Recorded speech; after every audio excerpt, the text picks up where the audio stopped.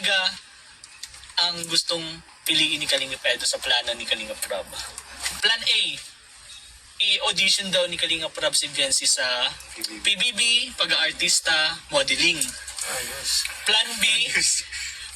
pagiging flight attendant, yung pangarap ni Biancy. Plan C, bro, ikaw na daw bahala, bro, kasi pag kinasal naman daw kayo, ikaw na magdidesisyon yan, kayo na magdidesisyon. At yung 4, bro, hindi pa siya ganun kasigurado kasi ayaw pa ni Biancy, yung pagbablog. Magka-YouTube channel si Biancy.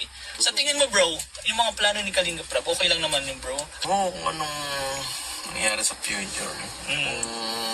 Depende sa kanya kung anong trip niya. Kung gusto niya mag-flight attendant, mag-nursing, mag-vlogging. Suportado lang sa akin. Gusto niya sumama lang sa amin. Okay lang. Basta kung ano talagang pinakagusto niya para wala siyang pagsisihan sa huli, Tama. Yes. Pero bro, dun sa 4 na yun, anong pipiliin mo? Kung ikaw lang, bro, hindi ba si Biancy? Wala naman yun, parang ikaw lang naman magdidesisyon. Pero si Biancy yung magdidesisyon yan. Sa kanya pa rin. Pero para sa'yo, kung pipiliin mo dun sa A, B, C, D? Siguro plan C na lang. Ay, grabe! Stop na po.